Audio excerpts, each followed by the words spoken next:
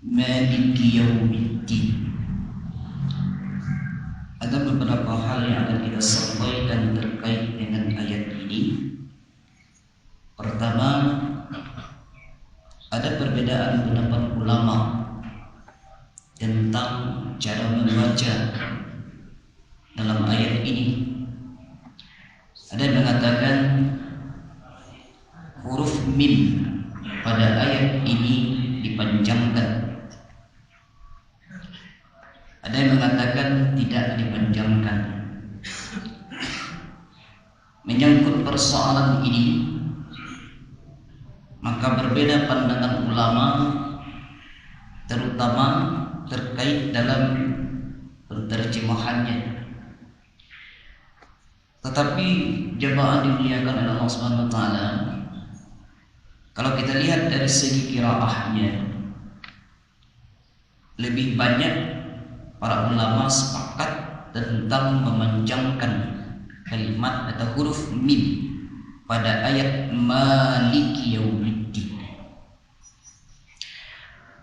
Kalau di dalam surah An-Nas itu mimnya tidak dipanjangkan. Kita contohkan, Qul a'udzu birabbin nas, malikin nas. Namun di dalam surah Al-Fatihah ini, sebagaimana kita sampaikan di awal tadi, itu cara membacanya lebih banyak kesepakatan para ulama adalah dipanjangkan. Bagaimana bunyinya? Maliki Yaumiddin. Jemaah dimuliakan oleh Allah Subhanahu wa taala. Kemudian selanjutnya, cara memahami ayat ini, karena ayat ini tentu sudah hafal sama kita. Kata-kata Malik yang dipanjangkan dalam ayat ini itu bermakna adalah yang punya atau yang memiliki. Kalau dipanjangkan, kalau tidak dipanjangkan, Maliki misalkan, itu artinya adalah raja atau yang menguasai. Maka pemahamannya Maliki Yaumiddin. Kata-kata Malik di situ adalah asal katanya malaka yumliku Malik. Dalam ayat ini yang kita lihat adalah hakikatnya. Allah menyebutkan kata-kata Maliki, ki, baris di bawah. Padahal bisa saja Allah membuat barisnya Malik, tetapi kenapa Maliki? Maka Ibnu Katsir mengatakan, Bapak Ibu, di dalam tafsir beliau, Maliki di sini yang menunjukkan adalah milik, dia yang punya. Siapa dia yang di sini adalah ayat ini terkait dengan ayat sebelumnya. Maka dari itu kata para ulama, Bapak Ibu, Maliki, ki di sini baris di bawah, maka kita harus melihat dari ayat-ayat sebelumnya yang baris di bawah. Silakan Bapak Ibu lihat, misalkan dalam surah Al-Fatihah itu sebelum ayat ini, apa misalnya? Ar-Rahmani, Ar-Rahimi. Maka lihat lagi sebelum Ar-Rahmani, Ar-Rahimi, lihat lagi ayat sebelumnya. Apa yang baris di bawah di situ? Alhamdulillahi. Maka kata para ulama, Bapak Ibu, kembalinya Maliki ini adalah ki di situ terkait dengan ayat sebelumnya.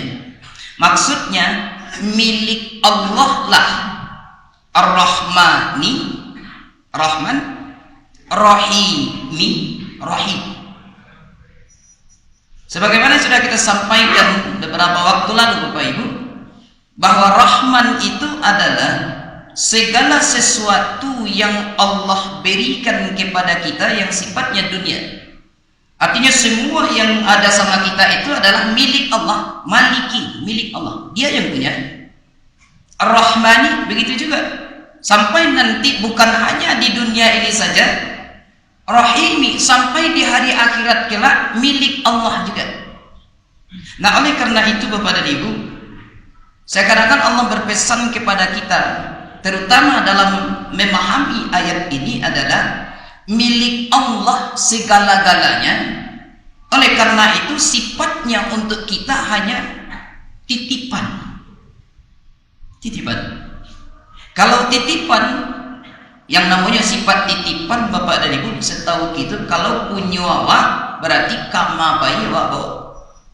Sekarang saya contohkan, mic ini milik masjid. Maka ketika aku memakai mic ini, ketika selesai pengajian, mic pun tidak dibawa gitu. Kenapa? Bukan milik kita, bukan milik saya yang menyampaikan pengajian. Nah, mudah dipahami Bapak dan Ibu. Bagaimana cara memahaminya? Maliki, milik Allah, segala ada semuanya, baik rahmannya, rahimnya, apapun yang ada sama kita milik Allah. Kenapa? Maliki, dialah yang punya. Dan ini keterkaitan antara ayat ini Bapak dan Ibu. Di dalam ayat-ayat lain Allah Subhanahu wa ta'ala memberikan suatu contoh. Ada manusia, kata Allah, dia merasa memiliki. Siapa yang Allah contohkan? Buka Quran surah ke-28 dari ayat yang ke-76 dan 77, atau bahkan kalau ingin tahu sampai kisahnya sampai di ayat 80. Kita contohkan di ayat yang ke-76 misalkan. Kata Allah, inna Qarun kana min qaumihi Musa fabagha alaihim, dan seterusnya. Di sini Allah memberikan perumpamaan. Siapa yang Allah contohkan? Qarun. Disebut di dalam Al-Quran kata-kata Qarun itu diulang oleh Allah Subhanahu wa ta'ala 4 kali. Nama Qarun itu, dia semasa zaman Fir'aun. Bapak Ibu, kalau Fir'aun 74 kali diulang oleh Allah dalam Al-Quran, kalau Qarun 4 kali, ada satu lagi Haman namanya. Haman itu diulang oleh Allah 6 kali dalam Al-Quran.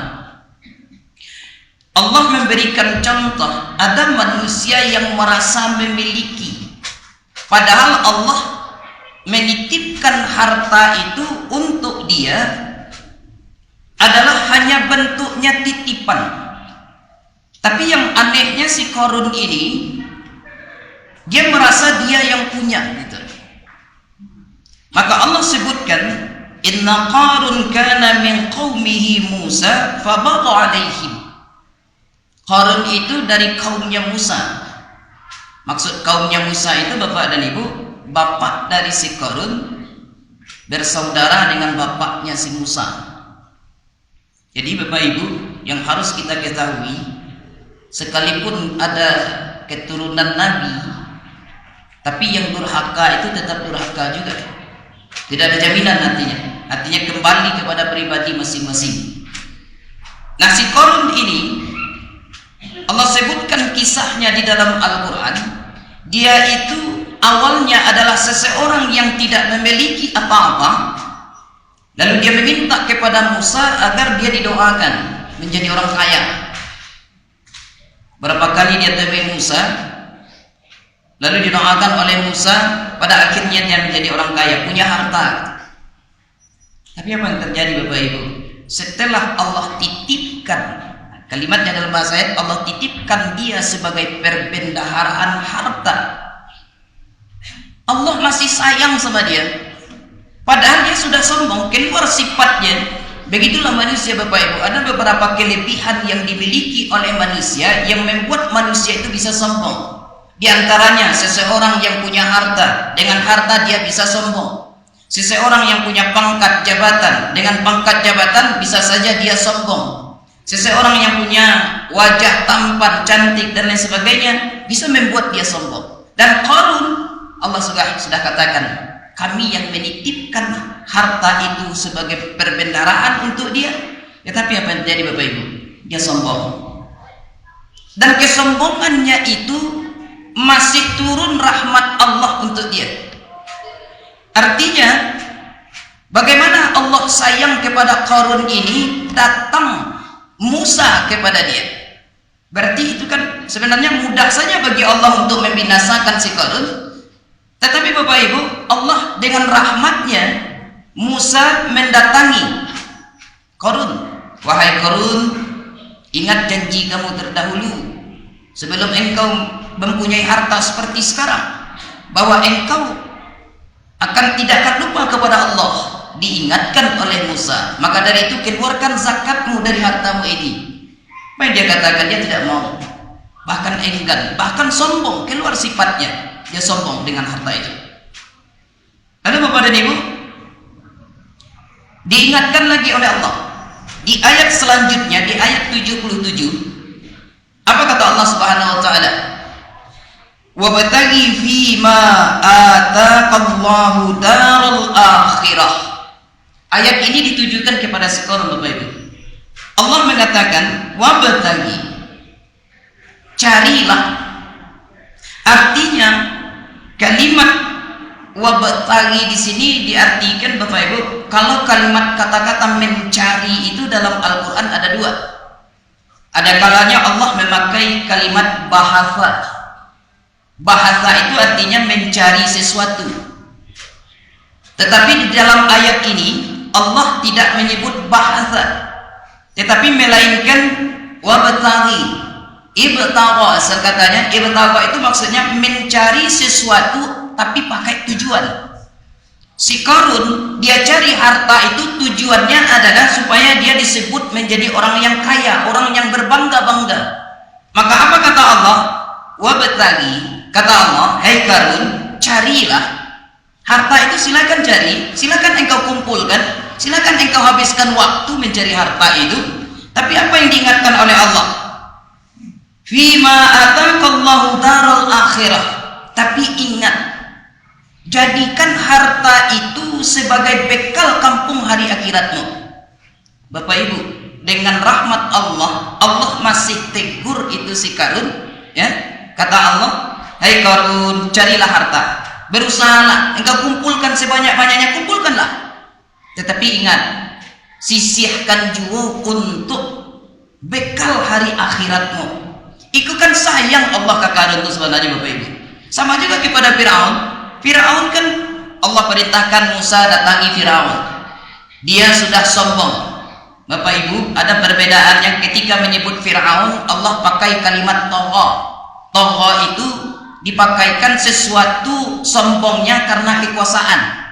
Tetapi kalau sombongnya karena harta, maka Allah pakai kalimat bagha. Orang yang sombong dengan hartanya, dengan harta itu dia sombong. Bapak dan Ibu, lalu kepada si Qarun Allah tegur. Silakan engkau kumpulkan hartamu, silakan cari sebanyak-banyaknya, kata Allah. Tetapi ingat, sisihkan juga untuk bekal hari akhiratmu. Tetapi apa yang dia katakan, Bapak dan Ibu?